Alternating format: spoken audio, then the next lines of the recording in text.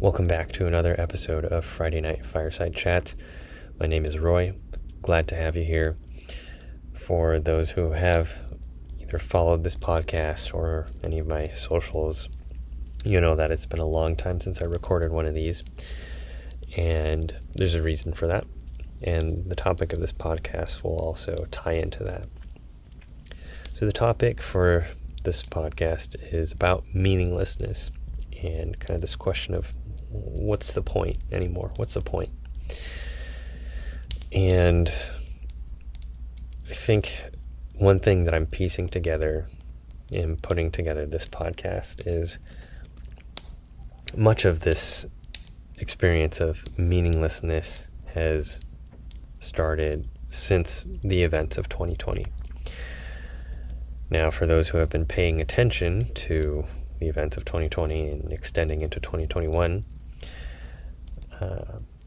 perhaps you have been able to see the dystopian times that we live in.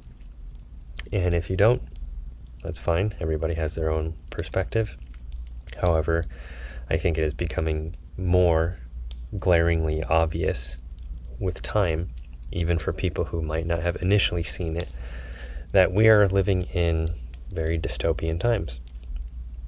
And with that, having since the beginning of 2020, all the events that went down, I just had a general sense of this is not what mainstream media is making it out to be. Something just doesn't feel right. And having had that initial intuition validated through personal research and seeing what others out there are putting out and revealing, I've had just a general growing sense of impatience and then apathy.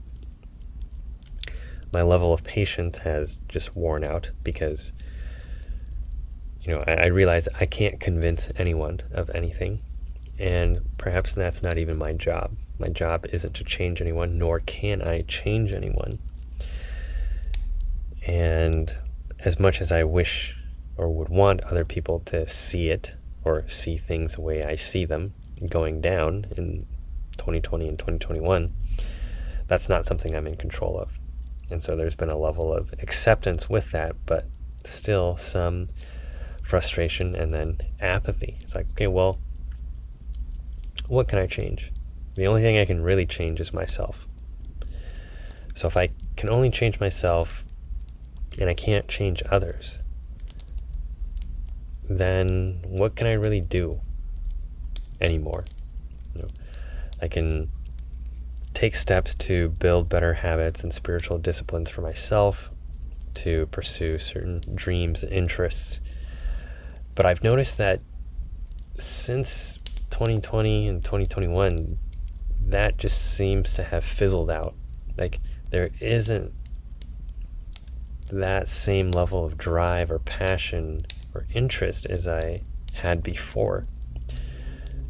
And sometimes in the very things that brought me that same passion or inspiration. So I think it's fair to say that there is a level of depression that I'm experiencing.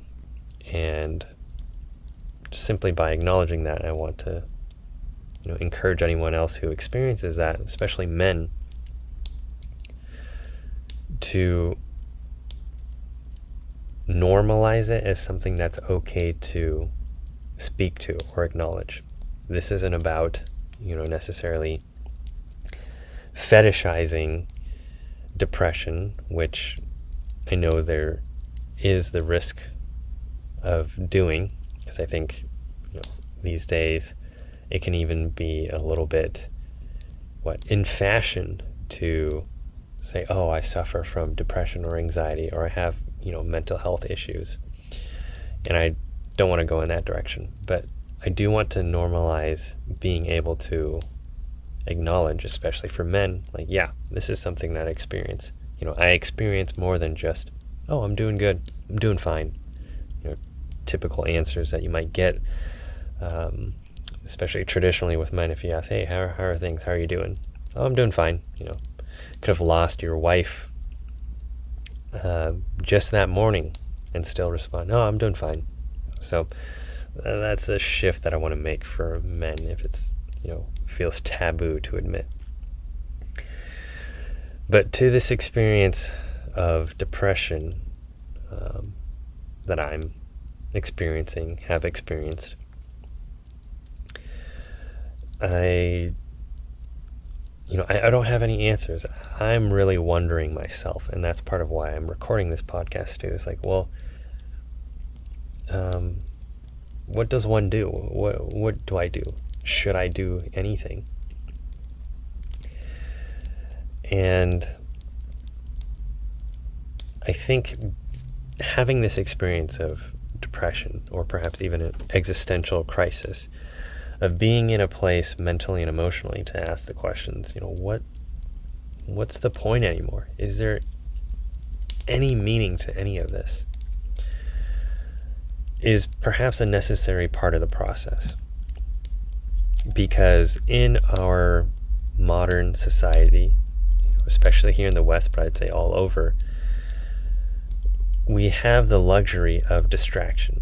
We have the luxury of not needing to pay attention because, oh, look, we have fast food everything, right? You have your fast food joints, but you also have your fast food versions of music, social media, fast food spirituality,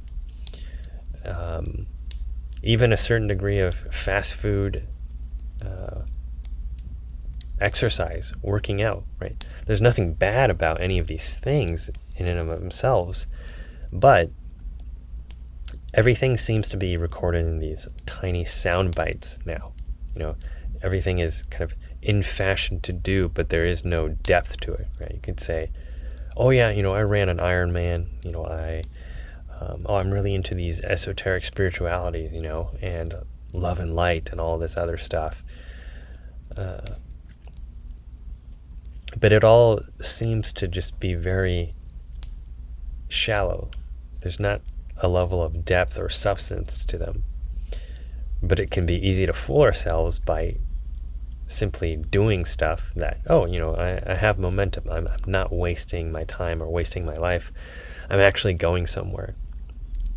And I think there's a fine line between, yes, doing something to move somewhere if you've been stagnant,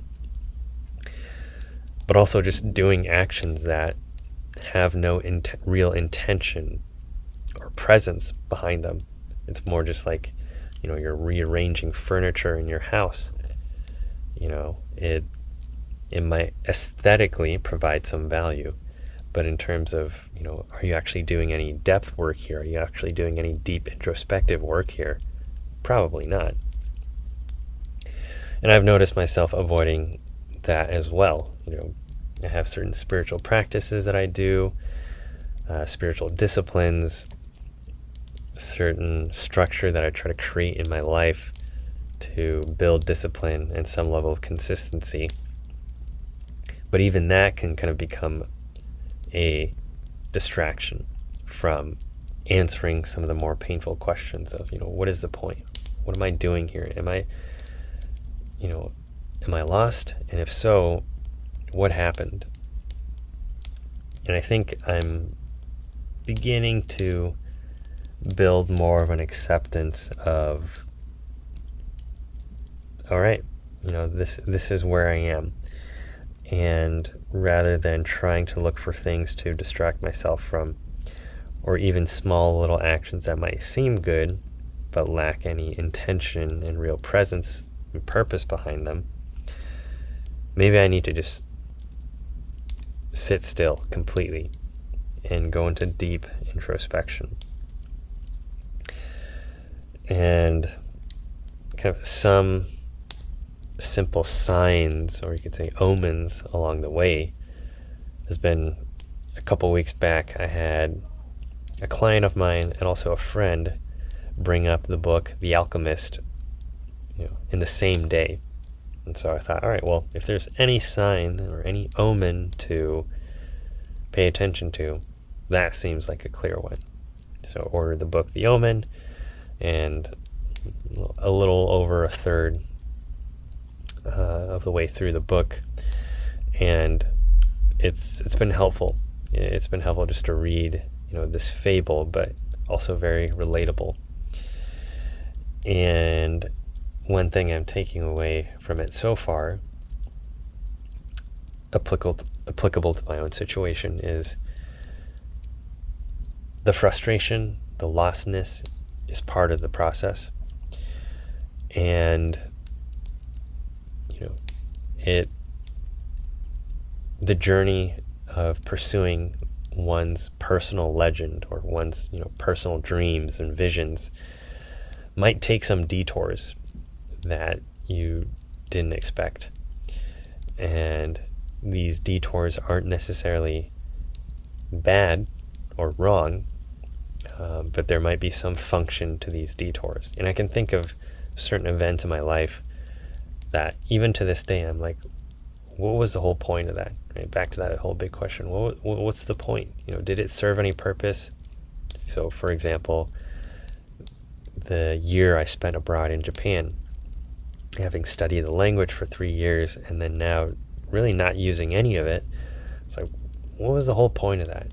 Like, why even have that in my life path if it's not something relevant right now, right? Like, I don't speak the language. I'm not married to a woman who speaks Japanese. I don't live in Japan. There's nothing tangible right now that says, yeah, that experience of studying abroad in Japan has immediate value that pertains to the now. Like, it doesn't. It's a past thing. And it's easy for me to look back and be like, oh, well, was that a waste of time? Was that a waste of money? But I don't really know. All I know and knew at the time was I wanted to do this. I wanted to study abroad in Japan. The passion was there, and no one was going to convince me otherwise. And now, looking back from where I am now, it's like, well, that was true. And, I don't really know what to do with that experience in regards to the present moment. So perhaps that's just part of the journey. Part of the journey is embracing those moments of being lost, of being on detours, of having a specific desire or desires in your life at specific moments and following them, because you can't,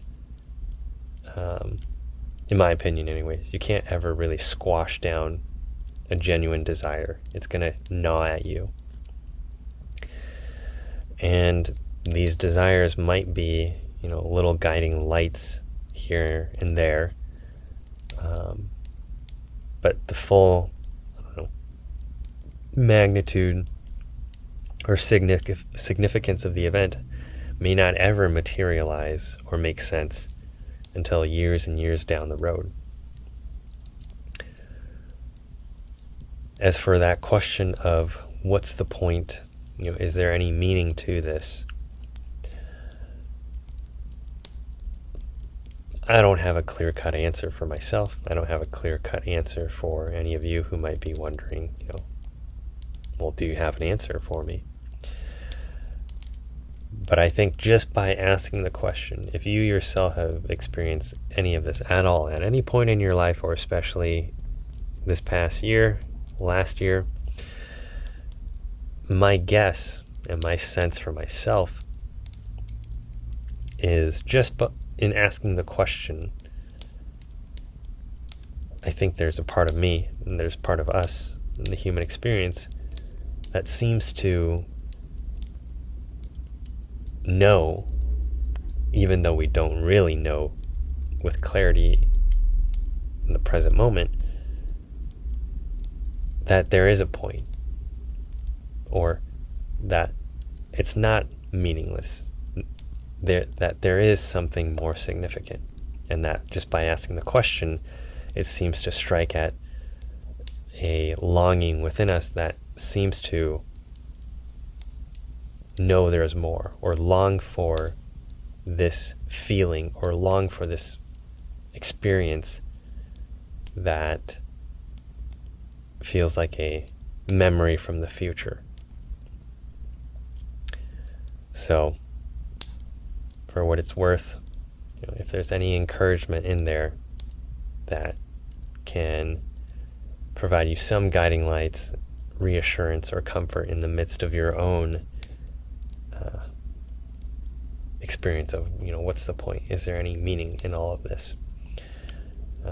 May that provide you some sense of comfort, and at least just knowing that, somebody else out there also feels this, also experiences this. I'm not alone.